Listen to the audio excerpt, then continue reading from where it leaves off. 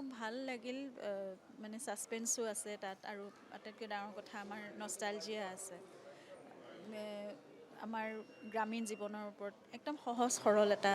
সাধাৰণ ষ্টৰী এটা কিন্তু খুব ধুনীয়া উপস্থাপন দেখি তেনেকুৱা লাগিছে ইয়াত বন্ধুত্ব আছে প্ৰেম আছে হাঁহি স্ফূৰ্তি আছে সাসপেন্সও আছে থ্ৰিলাৰো আছে একশ্যনো আছে গতিকে সকলো একদম পৰিয়ালকেন্দ্ৰিক এখন ছবি হ'ব সকলোৱে ভাল পাব মই জানো কাৰণ ইতিমধ্যে চুপাচুপি ছিৰিজখনে মানুহৰ জনপ্ৰিয়তা অৰ্জন কৰিছে আৰু হৃদয়ত স্থান পাবলৈ সক্ষম হৈছে গতিকে ছবিখনেতো নিশ্চয় আৰু ভাল কৰিব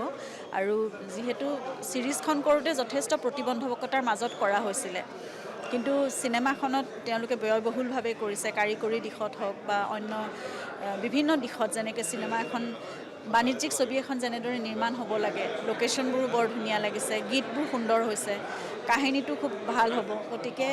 মই ভাবোঁ চিনেমাখনে মানুহৰ সমাদৰ লাভ কৰিবলৈ সক্ষম হ'ব আৰু সকলোকে আহ্বানো জনাইছোঁ অনুৰোধো কৰিছোঁ 12 জুনৰ পৰা ছবিগৃহলৈ যিহেতু ছবিখন আহিব সকলোৱে চাওক আৰু অসমীয়া ছবিক আগবঢ়াই লৈ যাওক মই যিমান পাৰোঁ অসমীয়া ছবিৰ লগত মোৰ সামৰ্থ্যৰে মই লাগি থাকিবলৈ চেষ্টা কৰিম কাৰণ মোৰ স্বামীৰ এটো সপোন যে অসমীয়া ছবিয়ে এক স্থান পাবই লাগিব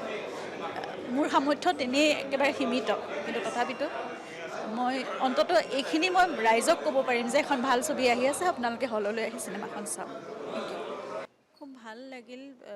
মানে সাসপেন্সও আছে তাত আৰু আটাইতকৈ ডাঙৰ কথা আমাৰ নষ্টালজিয়া আছে আমাৰ গ্ৰামীণ জীৱনৰ ওপৰত একদম সহজ সৰল এটা সাধাৰণ ষ্টৰী এটা কিন্তু খুব ধুনীয়া উপস্থাপন দেখি তেনেকুৱা লাগিছে ইয়াত বন্ধুত্ব আছে প্ৰেম আছে হাঁহি স্ফূৰ্তি আছে সাসপেন্সও আছে থ্ৰিলাৰো আছে